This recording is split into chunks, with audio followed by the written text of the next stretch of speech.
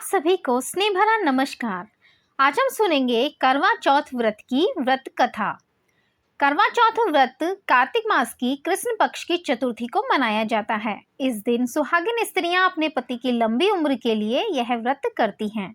करवा चौथ यानी करवा और चौथ चतुर्थी तिथि होने वाली इस पूजा में मिट्टी के बर्तन यानी करवे का बहुत महत्व होता है। पति पत्नी के बीच परस्पर प्रेम और विश्वास को बढ़ाने वाला करवा चौथ का व्रत मनाया जाता है।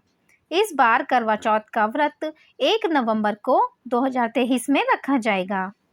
करवा चौथ के दिन शिव परिवार की पूजा की जाती है। जी हाँ, इस दिन सुहागिन महिलाएं बहुत ही श्रद्धा भाव से भगवान शिव, देवी पार्वती और श्री गणेश जी एवं कार्तिकेय जी की पूजा करती हैं। शिव पार्वती से अपने सुखद वैवाहिक जीवन की कामना करती हैं। इस दिन चंद्रमा की पूजा भी की जाती है तथा इसी दिन चंद्रमा की पूजा का अत्यंत महत्व होता है।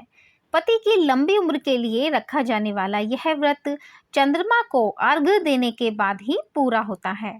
चंद्रमा मानसिक शांति प्रदान करता है, जिससे संबंध मजबूत होते हैं।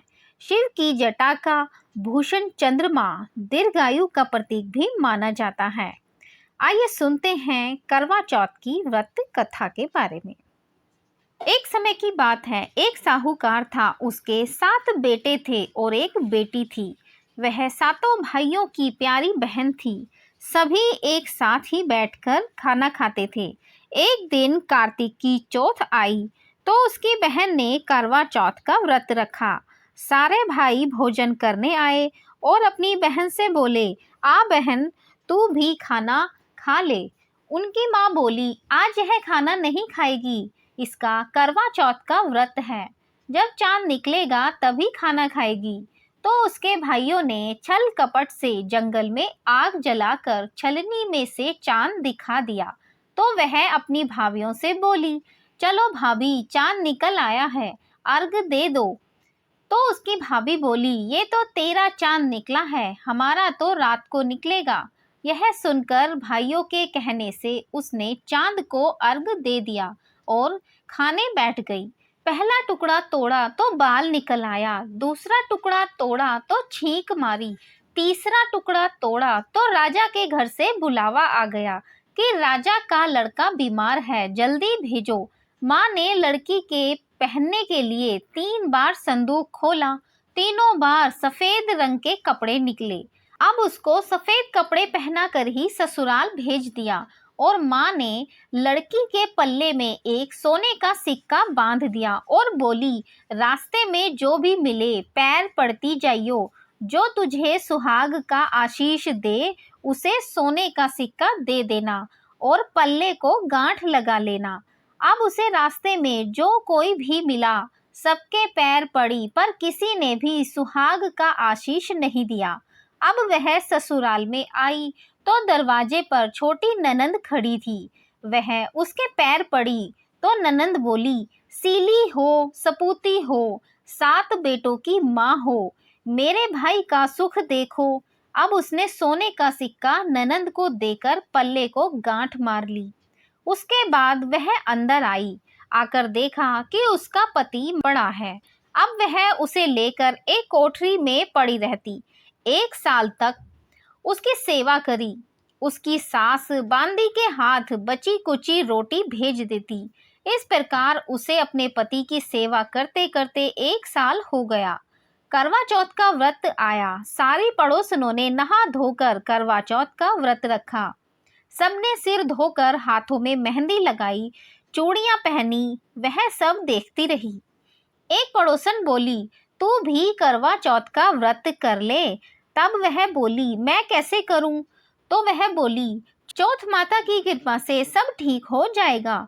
उसके कहने से उसने भी व्रत रखा। थोड़ी देर के बाद करवे बेचने वाली आई। करवे लोरी करवे लो, भाइयों की प्यारी करवे लो। ए करवे वाली, मेरे को भी करवे दे जा। वह कहने लगी, मेरी दूसरी बहन आएगी, वो तेरे को करवे देगी। दूसरी बहन आई, करवे लोरी करवे लो, भाइयों की प्यारी करवे लो। ए करवे वाली, मेरे को भी करवे दे जा। तो वह बोली, मेरी तीसरी बहन आएगी, वो तेरे को करवे देगी। इस तरह 5 बहन आकर चली गई, पर किसी ने भी करवे नहीं दिए। फिर छठी बहन आई और बोली, मेरी 7वीं बहन आएगी, वह तुझे करवे देगी। बस तू सारे रास्ते में कांटे बिखेर कर रख देना। जब वह खूब चिल्लाती हुई आएगी तो उसके पैर में कांटा चुभ जाएगा। तब तू सुई लेकर बैठ जाना और उसके पैर पकड़कर छोड़ना मत, और उसके पैर का कांटा निकाल देना, तो वह तेरे को सुहाग का आशीर्वाद देगी। भाई जियो, साईं जियो। जब वह तुझे आशीर्वाद देगी तो तुम उससे करवे मांग लेना, तब वह तुझे करवे देकर जाएगी। फिर तू उजमन करना, जिससे तेरा पति अच्छा हो जाएगा। अब उसने वैसा ही किया, सारे रास्ते में कांटे बिछा दिए। जब वो करवे लेकर खूब चिल्लाती हुई आई तो उसके पैर में कांटा चुभ गया। उसने उसका पैर पकड़कर छोड़ा ही नहीं और उसका कांटा निकाल दिया।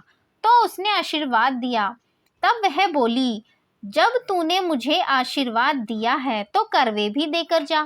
तो वह बोली, तूने तो मुझे ठग लिया। यह कहकर उसने उसे करवे दे दिए। अब करवे लेकर उसने उजमन की तैयारी की, व्रत रखा। तब राजा का लड़का ठीक हो गया और बोला, मैं बहुत सोया। वह बोली, सोए नहीं, 12 महीने हो गए आपकी सेवा करते करते। फिर उसने चौथ माता का उजमन अच्छी तरह से किया। अब उसने चौथ माता की कहानी सुनी और उजमन कराया। अब वे दोनों चौपड़ खेलने लग गए। इतने में उसकी बांदी तेल की पली और गुड़ की डली लेकर आ गई। दोनों को खेलते देखकर सासू से जाकर बोली, महलों में खूब रौनक है, तेरी बहू चौपड़ सार खेल रही है। इतनी सुनकर सास देखने को आई। दोनों को देखकर बहुत खुश हो गई। बहू ने सासू के पैर दबाए और सासू बोली, बहू सच सच बता, तूने क्या किया। उसने सारा हाल अपनी सासू को बताया। तो राजा ने सारे शहर में ढिंढोरा पिटवाया कि अपने पति की सुरक्षा और लंबी आयु के लिए सब बहनें करवा चौथ का व्रत रखें।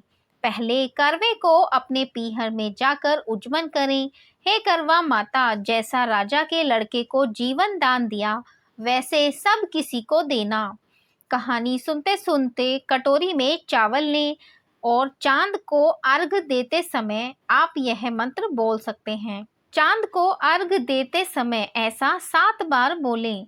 चंदा ए चंदावलिए, चंदा आया बार में, उठ सुहागन अर्घ दे, मैं बैठी थी बाट में। काहे का तेरा कंडला, काहे का तेरा हार, सोने का मेरा कंडला, जग मोतियन का हार। कहाँ बसे तेरा पेवड़ा, कहाँ बसे ससुराल, आम तले मेरा पेवड़ा, नीम तले ससुराल। ऐसा आप 7 बार बोले चंद्रमा को अर्घ देते हुए। यह थी करवा चौथ व्रत कथा। अगर आपको यह कथा पसंद आई हो तो कृपया वीडियो को लाइक, शेयर और चैनल को सब्सक्राइब करे बिना ना जाएं। आप सभी का दिन शुभ हो, आप सभी खुश रहें, स्वस्थ रहें, बहुत ही प्रसन्नचित रहें। आप सभी का धन्यवाद। आप सभी को करवा चौथ की ढेर सारी शुभकामनाएं।